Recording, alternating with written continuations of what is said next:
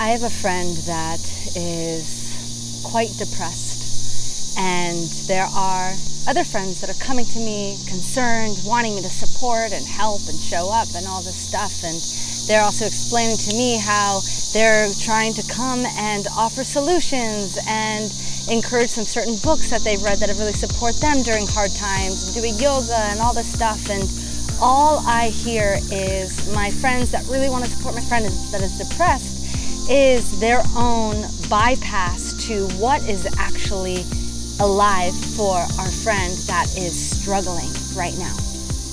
So this is the conversation of how do we actually meet the dark, our shadow parts, and not trying to shift it so quickly into the light.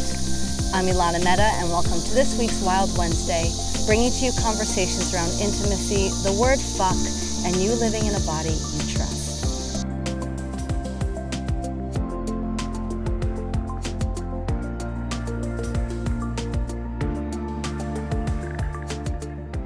When we're so quick to have solutions to take something, the dark, the sad, the painful, the stuck, the anxious, out of that emotional state and throw it into happiness and excitement and, infinite potential and all this stuff, it is a bypass to actually meeting the authentic expression that is currently existing for this person that is feeling that pain, that stuckness, that depression.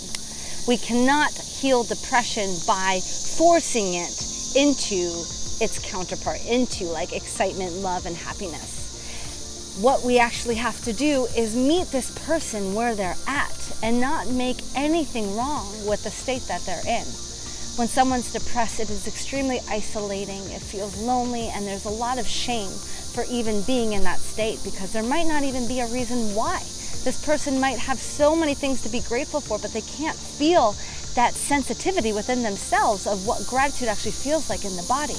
There's this complete disconnect, this void that they don't know how to get out of. And for us to have solutions for this person as an external source of an experience is not the solution, even though I acknowledge all of us for trying to support this person. One of the ways to touch this is to meet this person where they're at. And to do that, we have to be able to face our own suppression, our own things that we're avoiding inside of ourselves, our own anxieties, our own fears around getting angry or touching sadness and our own pain, to actually meet it in another's. Because if I go into a connection with my friend that is depressed and I'm bringing my own fear of depression or my own anger, then it is fear connected with my own fear. And then we're just being fucked by our fear and we don't know how to get out. Oftentimes you'll see this in relationships where someone might have an anger that they don't know how to express and cope with, so they just deny it or they suppress it and bottle it down. And then that fear will have these mechanisms of kind of coming out, which can then trigger the other person's fear that you're in connection with. So you're both swallowing in this fear because both of you are afraid to touch that anger, that pain, that thing that you're resisting inside yourselves, and so it's lashing out at each other. This is why it is so important that we have to do our own work to actually authentically touch life. To touch life in others, to touch life in ourselves, to touch life in the larger context of what it means to live fully expressed. Because if I can't touch my anger, my like that, it also means that I can't touch my joy, that I can't touch my pleasure, that I can't meet someone else's pleasure. If I can't touch my own pain in my body, it means I can't actually be empathetic and touch someone else's. I can't feel the pain of the world. So when it comes to this friend that's been feeling really depressed, the thing to do and what I continue to do in the work of this never-ending journey is touching my own pain, so that when I'm in connection with this person, it's not about me. It's not about my fears of not wanting to be touched, but actually sitting and soaking, wallowing and basking in, feeling fully, opening myself up fully to the experience of depression. Breathing it in, accepting it as the reality, accepting it as the connection to touch this person. Because it's only within the connection of me meeting this person where they're at and them feeling me feeling them that they feel the safety to actually choose something else. Because basically what I'm saying by going to that depressed state with that person is saying, I'm not afraid of you. I can hold all of you. I accept all of you. I accept where you are in this moment, so much so that I'm willing to meet you in it. I'm willing to accept myself being in this shared reality in this moment in connection with you. Because from that place, from holding hands from there, where do we want to go? Do we want to stay in this contraction? Do we want to stay in this fear? Do we want to stay in this isolation? Or now that someone's here in this depression with me, there's a moment of connection, there's a moment of a different possibility, a choice, an outcome for love, an outcome for us walking towards a different perspective, maybe towards the light, towards touching life, towards going from depression to connection. There is possibility when we have the courage ourselves individually to touch another's emotions, touch another person and meet them authentically where they're at.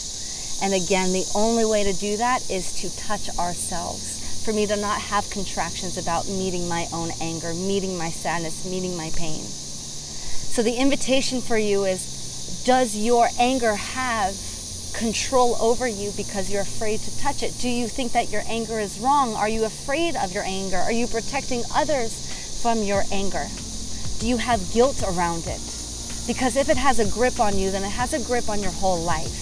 Because if you can't meet your anger, again, you can't meet your joy and your pleasure and meet it and touch it in others. So how do we get to these pieces? So what I invite you to do is breathing into like where your anger is, where your sadness is, where whatever the contraction is that you're avoiding inside yourself. These parts that I'd say is the shadow inside ourselves, and breathing into this space, into the belly, and wherever it is in your body.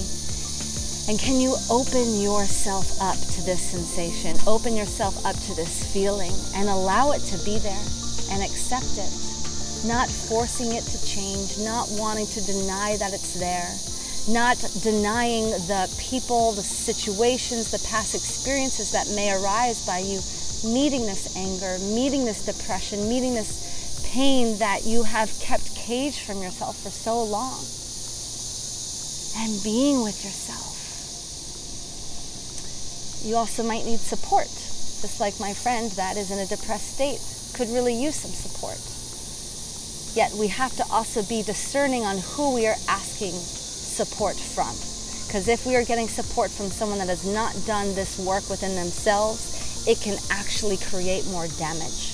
So this is why it's great to have a therapist, why it's great to have a coach, someone that is an incredible friend, that you trust them, that they live in a body that they trust, that you know that they are leading their lives from a place of love, that they're not making their choices from a perpetuate state of fear.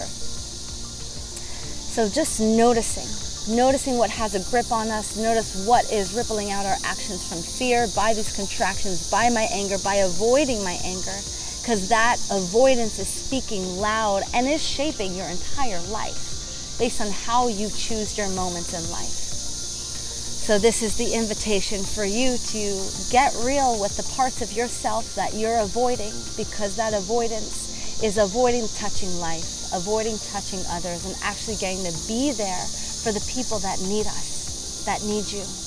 This is why it's essential for us to do our own work with our own shadows, to be able to face the depression epidemic, the shame epidemic, the isolation, loneliness epidemic, to ultimately set ourselves free. I'm Elana Meta. Thank you for tuning into this Wild Wednesday. Open and accept yourself thoroughly, wholly, courageously. And I hope this video was an invitation for you to set yourself a little bit more free. All my love. Tune in next week.